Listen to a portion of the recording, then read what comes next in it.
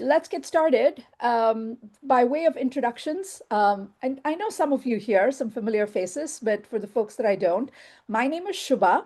The easiest way to remember my name is Shoebox without an X, or Sue, which is my Starbucks name. I know many of you here after a product career in companies like eBay, Walmart, and most recently heading product at Fanatics, which is the world's largest sports tech company. I decided to go fractional. And now I function as a fractional product and or an AI officer. I also teach AI online. I am all in on AI. And I also have a couple of courses actually coming up, one as early as next week. So, as part of this introduction, I'd also love to, just put the link to my courses in chat. It's right there for you to check out. And if you're not ready to commit to the course, come for the agentic demo that we have on Saturday. Would love to see some familiar faces. So that's just a little bit about me and the work that I do. And we have something fabulous in store. I've actually followed Jeff's career, so I'm very excited to actually be here in this, capacity to be able to host him here on Sidebar. Without any further ado, over to you, Jeff. If you could please introduce yourself, and then we'd love to hear you. Yeah. Wow. Suba, first of all, like kudos for grace under pressure. That's amazing. Like it's just pandemonium and you're logging off and logging back on and making it work. So thank you so much. And it's a pleasure to be with you and with everybody else here. Man, I was going to say there's a lot going on in the world. How's everybody doing? But this takes it to a whole new level, right? Amazing. I'm Jeff. I'm here to talk to you about frosting today. Um, this is going to be a lot more, it'll be a little unusual and hopefully a little bit of fun. View this as me sharing what I'm hearing in conversations I'm having with leaders today, mixed in with a little bit of my own experience. And you know what, folks, we're going to talk about cake, frosting and cake on a Tuesday. You really had no idea, right? A little bit about me. I am working as an executive coach for leaders. Um, I've spent time at large and small tech companies and startups prior to that. And I'm a former documentary television producer, and we're going to come back to that. Okay. All right. A couple of quick chat prompts just to get us warmed up. Raise your hand if in the last month you felt like AI is moving faster than you can keep up with, and you're not sure if you're falling behind. Okay. And take a look at your colleagues here on this chat. Basically, everybody's got their hand raised, right? Okay, great. Me too, by the way. Me too. Okay, next prompt. And Suba, I'm going to count on you to see chat and let me know what folks are saying, or maybe just call out some names. But folks, if when you hear the phrase AI transformation, what's the first feeling that comes up? And what we want here is not the right answer or what we think the right answer is, but like what actually comes up. And just drop one word in the chat. Okay, just take a second and drop one word in. Well, I'm seeing many words. Time to roll up sleeves. Yeah, How can I keep up? Is my job under threat? Threat, overwhelming, acceleration, change management, uncertainty, confusion. What does that excellent. mean? Really, I Totally. love that. Where do I 100%. start? Yeah, and me too, by the way, for all of those feelings. This is perhaps my favorite. I don't recommend this if you do this, but just do a quick search on Twitter/X with against Claude or Codex or well, one or both of them together, and then you just how many folks raise your hand if you've spent time doom scrolling AI topics, and what's the feeling you get, right? I mean that really is the last of the not recommended steps in terms of how to deal with AI and change. Social media can be a great resource for learning, but I think some of us can take it a little bit far. And so what kind of feelings in general, I think most of us, if you were going to summarize in one slide and one picture, what does it feel like? And I think this face does it for me, right? And is this familiar at all for folks? Yeah. Okay. All right. So let's just go ahead and state where we are. AI is a whole new world, but you have something yourself inside of you that's just as vital. And we're going to talk about this today, and that's your frosting. Okay. All right. Before we talk about frosting, we're going to do a quick exercise that I learned from a coach myself. And this is Ellen Langer. She's a Harvard psychology professor who coined the term mindfulness. And so her core idea is mindfulness is just active noticing. It's nothing more complicated than that. And so that's staying open to new info, questioning assumptions. And so we're going to try that for 30 seconds here, just to get us in the right frame of mind after some chat prompts that maybe weren't as fun as we would have hoped. Okay? 30-second exercise. Just take 30 seconds and notice three things. Could be outside your window, something on your desk, a pen. Just notice three things. And I'm going to be quiet for 30 seconds.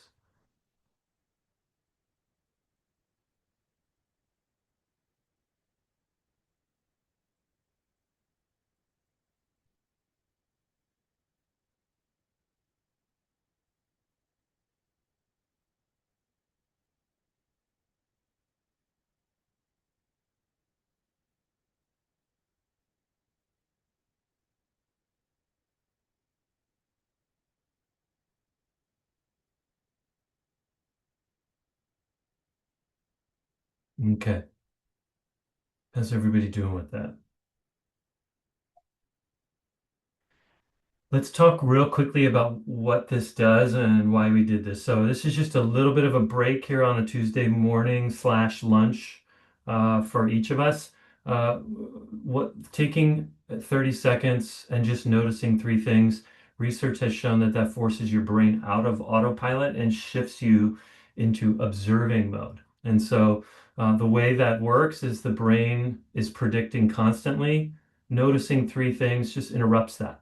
And the research from the professor is that this boosts focus, creativity, and even well-being. But it's important to note that noticing in our context here with this conversation is not just for this room, but to take it beyond this room. And this is how you're going to spot what's uniquely you. And that's really what your frosting is going to turn out to be. Okay. All right. So let's dive in. What's frosting?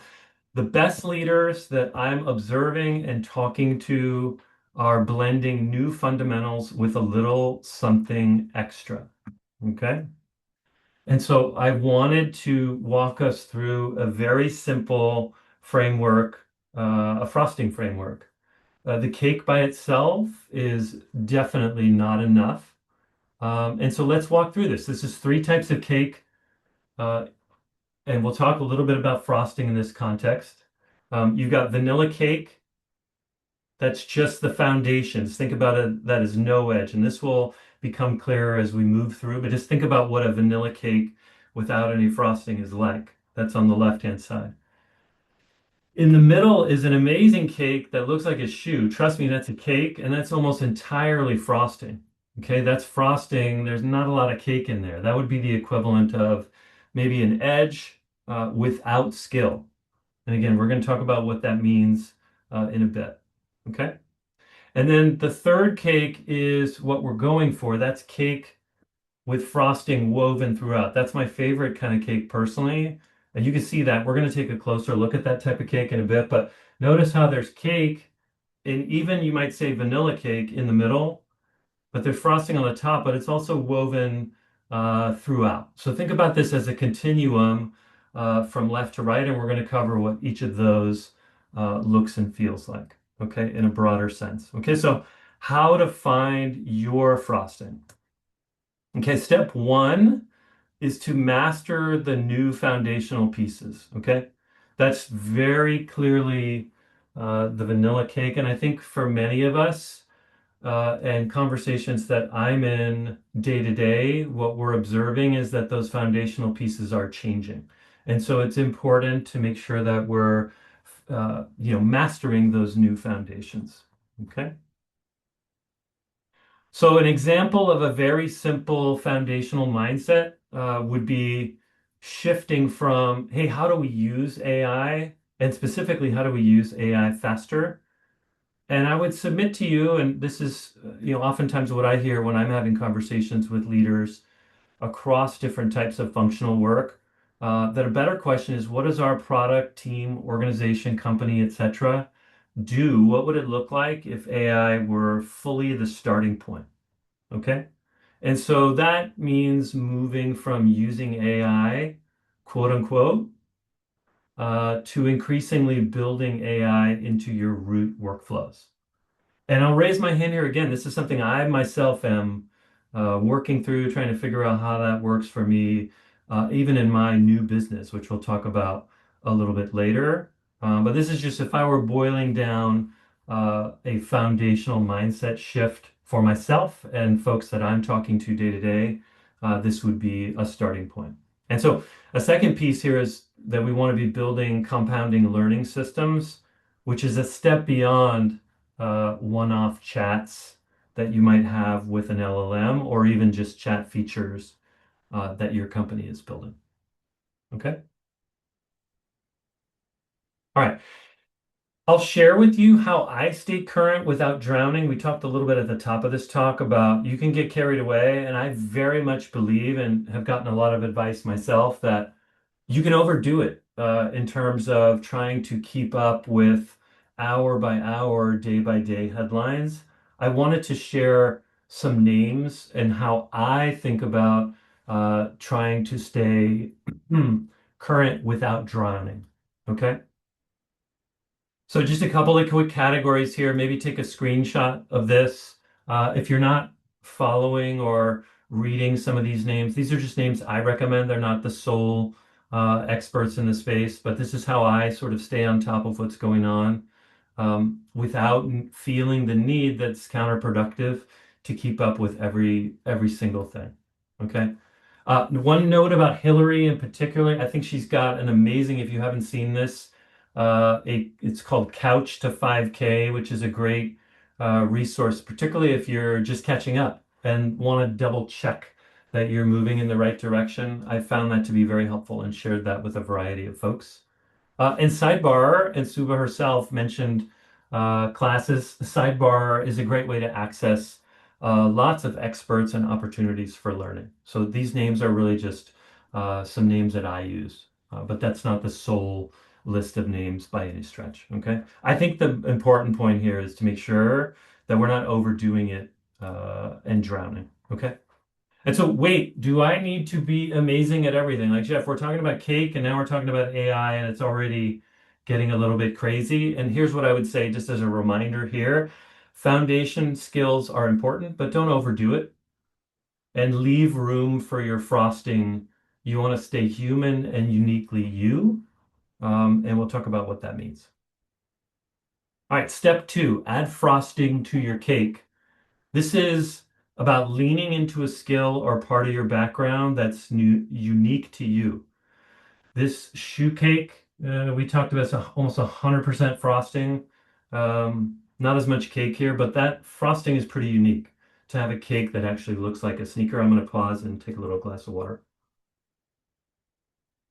Okay, so in addition to the cake, it's really important that each of us be thinking through what is that part of ourselves that we can lean into that's something other than just AI tools and learning, even while that itself is important.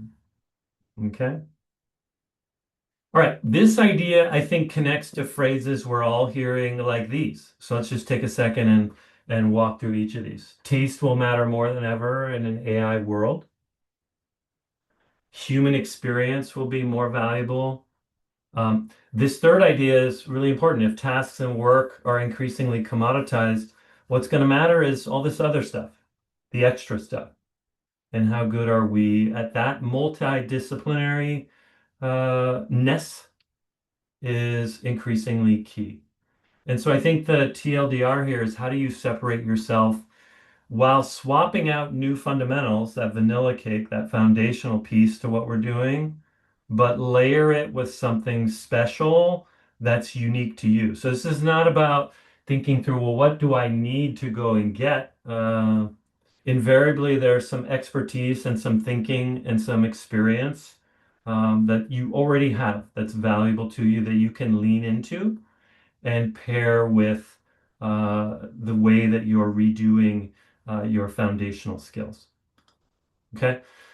This is an example of this. One of my favorites. This is everybody's seen this Steve Jobs commencement address at Stanford. He's talking about taking a calligraphy class early on in his background and having no idea how that would apply to something that he might do later.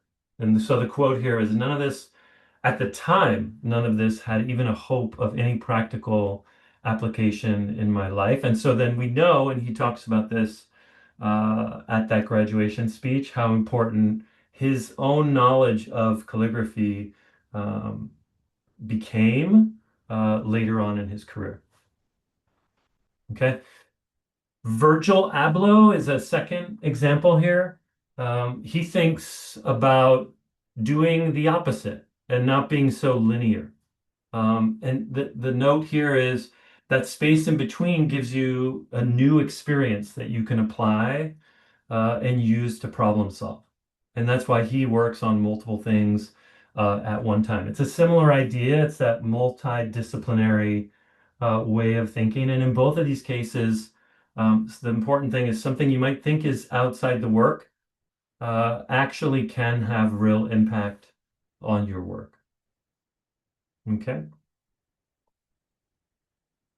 All right. I want to give you a couple of examples from my own experience and make this real for a second. Not that this is definitive and recommended for everyone. I'm just sharing my own experience, and we're going to come back to you thinking about what that might be for you. Okay.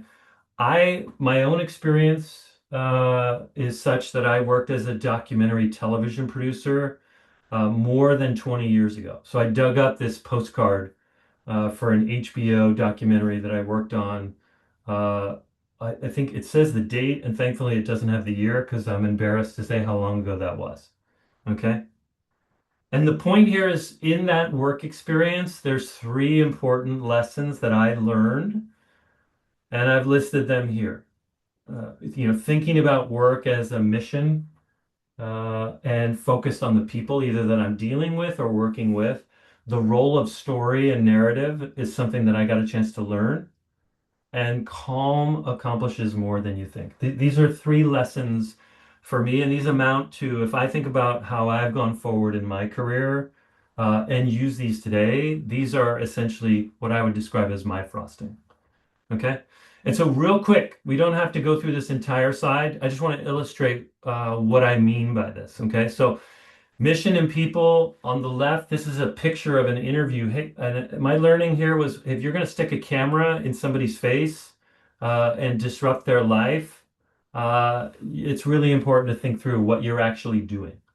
And so I took that lesson and ended up thinking about mission and people as very, very important with what I was doing. And then I ended up lucky enough to work at some companies where that mission was important. But I sought out those types of opportunities based on that learning early on. Okay. One of the, in the center of the role of storytelling, one of the things about working in television is you just get a lot of reps working on narratives and stories. It's what you write, it's how you talk. And so that's helped me in a product career many years later. Okay. Very simple idea. And then calm helps. What this is a picture here at the top of an interview that I was responsible for as a television producer. This is an attorney general in California a number of years ago. We actually got into an argument with his staffers and got escorted out of his office by the Secret Service. And they had guns with them while they were doing that escorting. And so there was like a super stressful uh, early career experience that I had. I thought I was going to get fired as a result of this, the whole nine yards. But that's by that comparison, almost anything or any situation that I've been in after that has turned out to be not so stressful. And so that's just something that I've taken with me. Um, from that experience. And Yes, so that's quite a story. it's a newsletter post waiting to be written. I'm working on it. But Oh my gosh. Yes. Awesome. so small applications, each of those things stays with me. And I just wanted to share how I'm not going to read through these, but in each of these cases, each of these things has impacted me day to day. I mentioned that before, and I want to give you a sense of just some very small applications that stick with me to this day. Okay. Okay. But my experience and how I think about this is really less important.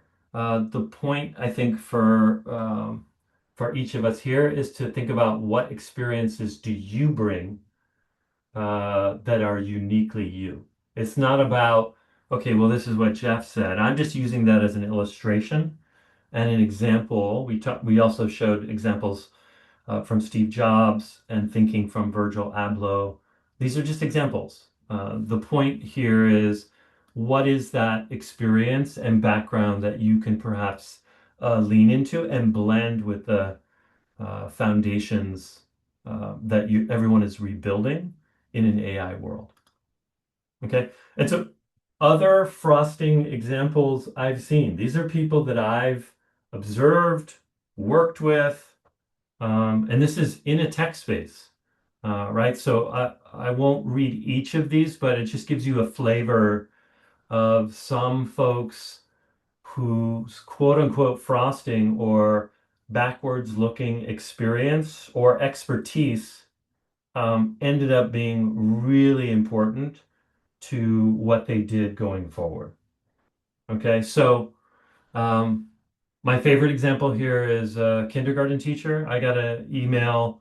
It was a LinkedIn message actually a number of years ago from a kindergarten teacher who was interested in going into product management. Okay, and she walked me through why and what she was working on to do that. And this person did do that. That actually did happen. And think about that for a second. How many folks have either assisted or even observed a kindergarten class? The skills that a kindergarten teacher has applied to something like product management is definite. So again, that's not the example. It's just an example for us to think about in terms of what are some places where expertise or past experience can come from. And think about this in your own past experience, your own expertise, what would be useful to marry with those new tools that you're working on and that new aptitude that we're all attempting to catch up with, but you want to blend it with something like this. So think about what is that, or what could this be for you? Okay. So let's take a minute actually.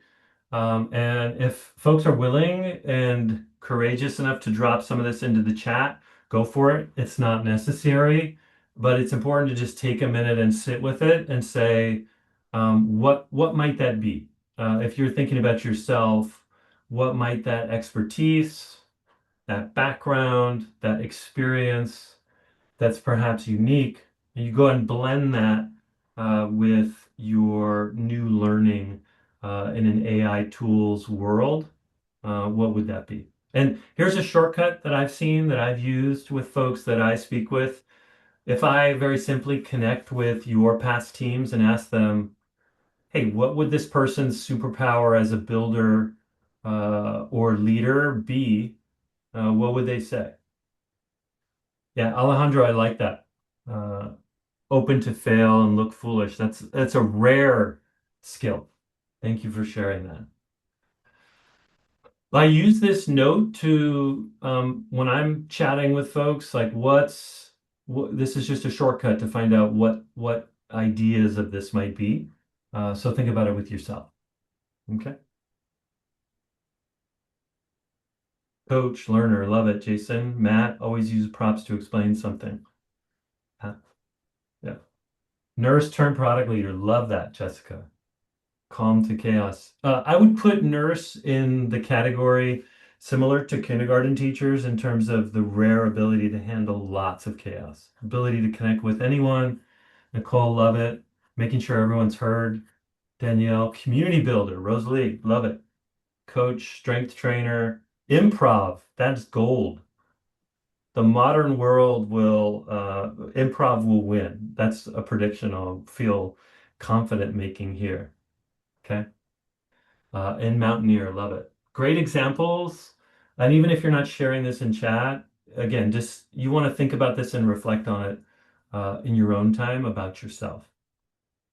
By the way, for those of us that are leaders and you're helping your teams think this through, it's worth thinking about how you would have a conversation like this and encourage others who have a background in, let's say, finance or marketing or design or data. It doesn't matter. And how can you encourage others to bring that to bear to go along with new aptitudes that we're all working on in the AI space? Elena, love that. Architect and photographer. Honesty, signal versus noise, building trust. Madura, love it. Great, great examples. Okay. All right. Step three, right? We talked about three types of cake. Step three is just really blending it together, right? Let's just quickly review where we left off. So we talked about vanilla cake. That's kind of plain, but you can't make a cake without that foundational layer. You got to have it, right? And so we talked about AI tools in that context. I gave you a couple of names and a basic frame for how I think about AI. We don't want to overdo it, but it's important to learn. And we also talked about how Sidebar is a pretty good place to get some expertise and chat with folks if that's something that you feel like you need. But those fundamentals are key. Step two is the frosting. That's going to be something that's specific to you from your own experience, background, and how important that is to blend with that vanilla cake. But here's where we get into the really serious cake making, if any of you make cakes. And I don't personally, I eat them, I don't make them. But I enjoy cakes that look like this. And so step three is to make sure that we're weaving the vanilla cake or that foundational layer with that frosting together. So the fundamentals and your unique blend need to go together. Okay. All right. Back to my own experience, just to give you a sense for how this not only operates for me, but has changed over time. So the frosting, for me, those three things still hold, I feel like. We talked about mission and people, narrative and storytelling, and trying to stay calm in situations that are not necessarily calm on their face, right? So I feel like those stay the same, but now I'm actually working on a new project. I mentioned at the top, I'm building an executive coaching business, but I'm doing that with AI tools this time. So it's like I'm swapping out the foundational engine, but I'm keeping my own frosting, so to speak, or things that I view as unique to me based on my background and experience. Those remain constant. And I'm just going through the learning process of swapping out the engine or that cake underneath, if that makes sense. And so now I'm building a new business and I'm with you learning those new AI fundamentals, and that's affecting what I'm building, how I'm running my business. And not only that, it's affecting what people increasingly need from me. So it's been learning for me across the board. The important part here, though, is that the frosting remains the same, and I'm just personally blending it with a new foundation that I'm learning day to day. Okay. All right. All right. So then this slide is important just to get a really tight look. I really just wanted to share and have us stare for a couple seconds on a Tuesday, this delicious piece of cake, and get a really up close look at it is part one. But it allows us to note the way the cake and the frosting are central to the cake, right? So it's not one, not just cake, right? That was that vanilla foundation. And it's not just frosting. That was that tennis shoe. That was just almost 100% frosting, right? Um, both of these together are central to this cake. It's not one, it's not the other, it's both. Okay, so you want to think about blending AI tools, particularly as you continue to learn them. And the advice or thoughts that we talked about here was not overdoing it, but just making sure you're taking steps a little bit each day, each week, etc., to make sure you're learning. And if you're ahead of the game, great. But in either case, you still want to make sure you're blending that with something that you have that's unique. Okay? All right. And then that reach out if I can help. If there's anything that I can do to help you, my contact information, web, newsletter, or even email, if you are so inclined, feel free. As I mentioned, this is a conversation I'm having with folks, friends, colleagues, and others day to day. So feel free to reach out. And don't feel like you need to do it alone, whether that's me or anybody else or somebody at Sidebar, your circle group, etc. Lots of opportunities to do it. Okay.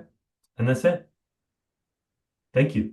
Jeff, amazing. Thank you so much. And I'm sure we're going to get a lot of questions. Everybody, feel free to raise your hand or put it in chat. We'll get to every single one of your questions. I learned so much from this. Thank you, Jeff, especially the aspect of having your own frosting in this AI noise-ridden world is so important. So thank you for reiterating that. I wanted to ask you a couple of questions just to get us started. Yeah, feel free.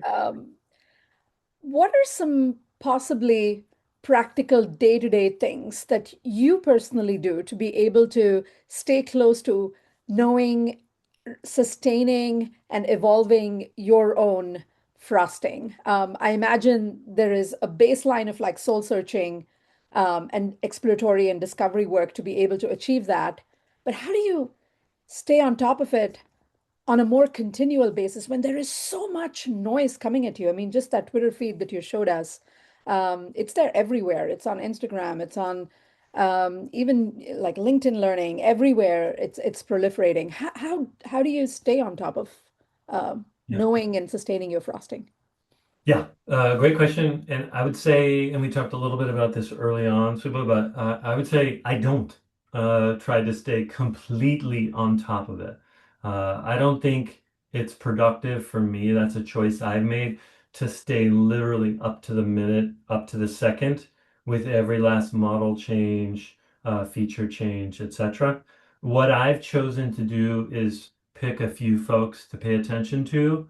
The names I put on the screen are not the only folks, those are just some of the main folks.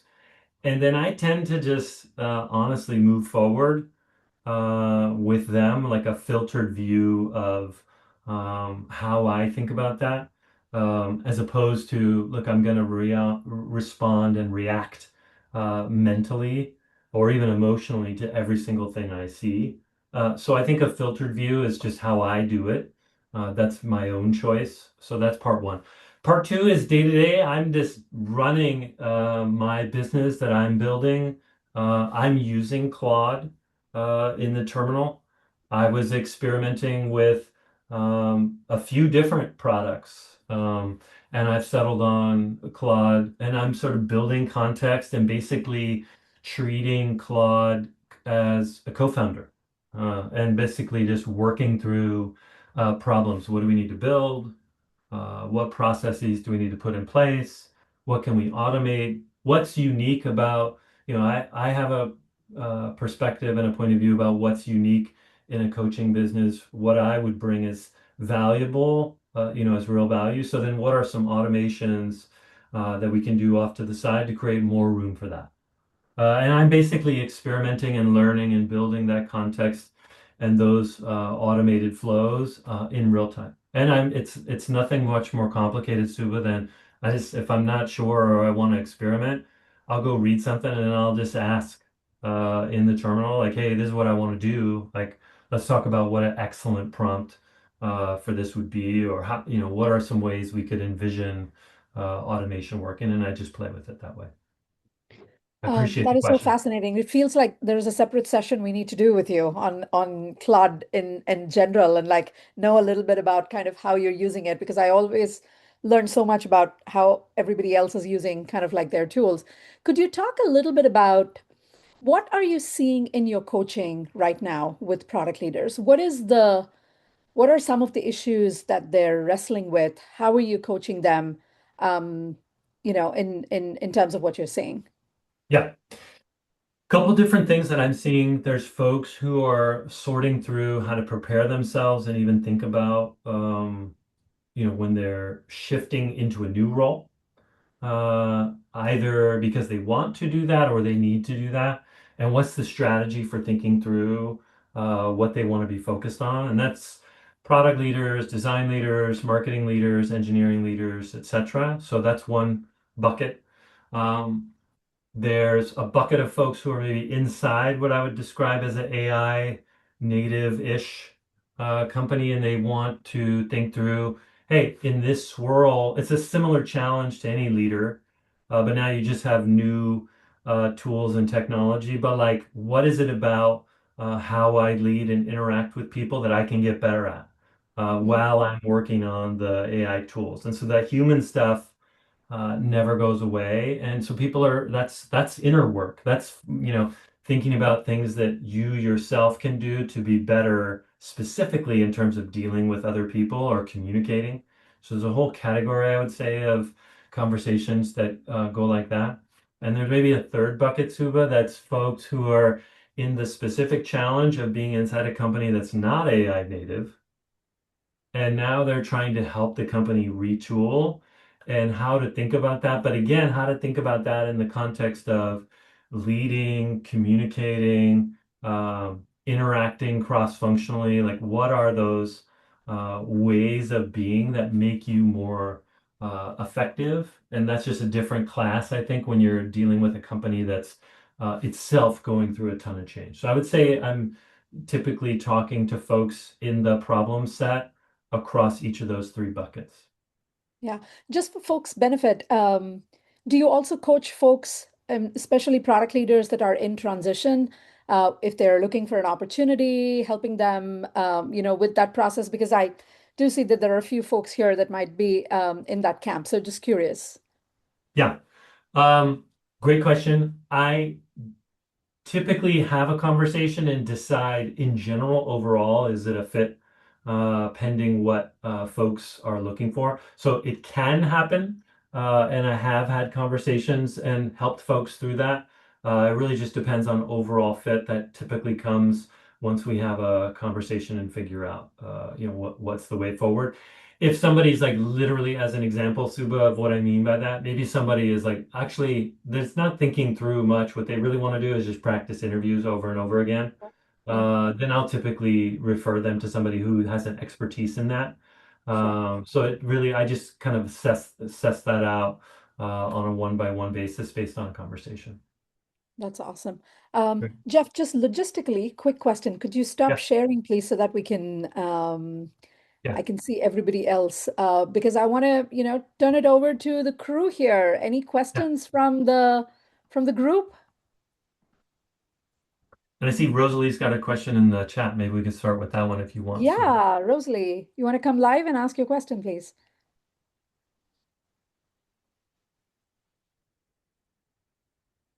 And I can take a crack at it too. Okay. Yeah, based on what. So my Oh, go so my ahead, contact, Rosalie. Yeah, yeah, my context is I'm also an executive coach with the same training as you, Jeff. yeah. So how do you feel AI is impacting executive coaching right now, and how is it changing what your clients need from you and what your clients no longer need from you? Yeah. It's a great question. I think it's very much a work in progress. I would say in terms of clients, it's typically, if anything, turning up the temperature of just stress and change, anxiety, even in some cases. So Mhm. there's a lot of conversations I feel like that I'll get into with folks where it's just we're just acknowledging kind of where we are in terms of change. So I would put that, Rosalie, in the category of what I hear a little bit different. Having said that, I would say a lot of the jobs that we're all in, it's not like they were comfortable or unstressful before. So that's like a little bit of a temperature change, but like the overall state of these types of jobs and this type of work, I think was stressful all along. And the inner work that somebody would do to communicate better, be a better manager, leader, colleague, etc., remains the same. So that's what I would say with regard to that. In terms of how executive coaching itself will evolve, I think that's TBD, particularly as we consider tools in context. Like, would it get to the scenario where um, there's an opportunity to use AI as either a support tool to go along with human delivered coaching. I think that we'll see experiments like that increasingly. When I was at Mhm. Headspace in the therapy and coaching space, we were building an exact product to do this, where you talk to a human therapist and then here's some recommendations of Headspace content and material to do in between. So I could see a model working very much like that. Does that mean that a coach should be building those sorts of experiences and interfaces? Maybe, maybe that's something that, I could imagine potentially prototyping and playing with, but I would say that's very early days. Do I think that somebody will end up using digital only in a coaching context? Probably. Do I think that would I recommend that? Probably not. And then therein lies what I think if you are working as a coach or any kind of consultant or add value type of person outside of a company wall, the frosting kind of discussion that we're having here becomes even more important. So if somebody can go and just kind of chat with Claude for a little bit and get some basic advice, then what is it that I'm going to do and say live that's going to be unique? And so I'm Mm. thinking that through all the time. So I would say that piece is also important. Hope that was helpful. Great question. Yeah, awesome. Thanks. Yeah. Randir, did you have a question? Or was it, oh, sorry, that's Madhur. Madhur, did you have a question that you wanted to ask or just a comment you wanted to come live and share?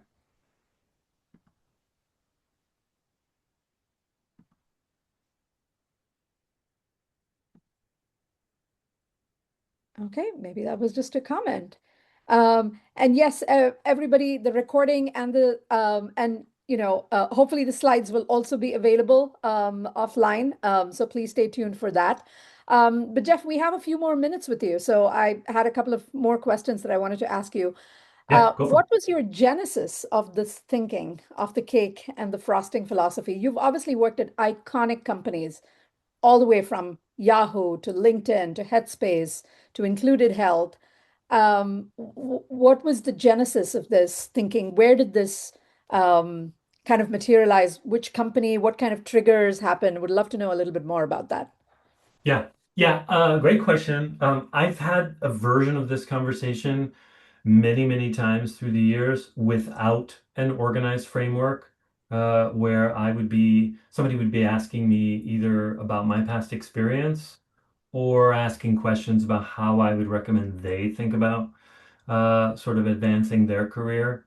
And I ended up having versions of this conversation in those contexts at each of those companies along the way and multiple times where it was a little bit disorganized, candidly. And it was just kind of like I would talk about what essentially was boiling down into, okay, you need some skills and then you need some sort of like something special on top of that skill, and you got to blend those things together.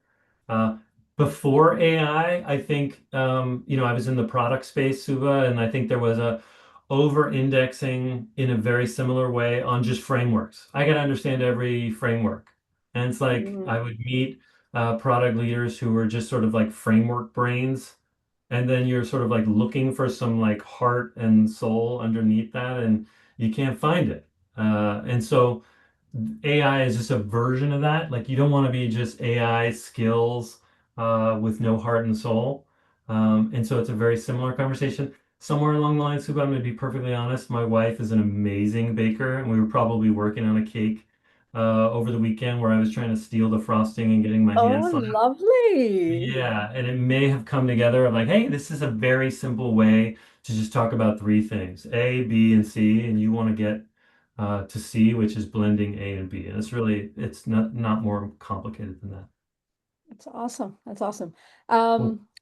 Any final questions before we wrap up and do NPS? Um, Jeff, what's one takeaway you would love for us to remember from your session? I think I'm gonna say, other than just like, hey, make sure the frosting is mixed in with the cake in general. I noted in making a mental note of how popular buttercream was from the very beginning of this talk. And I'm gonna take that with me, and I'm gonna trying to find a way to get some buttercream to take a taste of before the week is out. So that's my Oh my takeaway. gosh. Yes, and I'm probably inspired by Terria to try cream cheese frosting too. So I'm going to do that. Yes, Uh, 100%. and test my vegan abilities. Thank you all so much, as always, for coming. Most importantly, thank you, Jeff, really for your generous spirit in terms of like sharing your expertise. We really, really appreciate it. Let's take a moment and please offer feedback in Sidebar Spirit. NPS feedback is super important for us. So we'll stay for an awkward minute, which is okay, for all of you to give your feedback. And if you may allow me to indulge myself a little bit here while you're offering feedback, because we shifted those Zoom windows a little bit, if you don't mind, I'll put in my course link. Again, I'd love to see more of you in it. It starts next Monday, and we have a free session this Saturday. But let's take now 30 seconds at least to get your NPS feedback on this.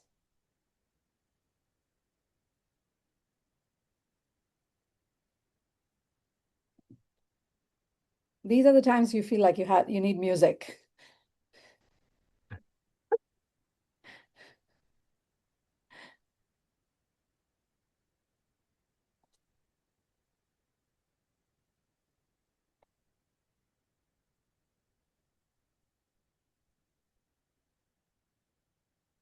I hope that was enough time for you to share your feedback. I'll keep this on so more folks can continue sharing the feedback. But this is one of the rare opportunities where we probably have a minute before we go into our next meetings and to take a break and grab a glass of water or anything else that we want. So, Jeff, again, thank you so much for your time and for embodying the sidebar value of being a go-giver. Thank you so much for your Thank you. presence, of course. Yeah, thank you, Of course. Suba, for moderating. Thank you for handling the craziness at the top with so much grace. I really appreciate it. And it was a pleasure being here with you. Likewise, honor being here with you and being allowed to moderate this session. Thank you all so much. Have a great rest of the week, all of you.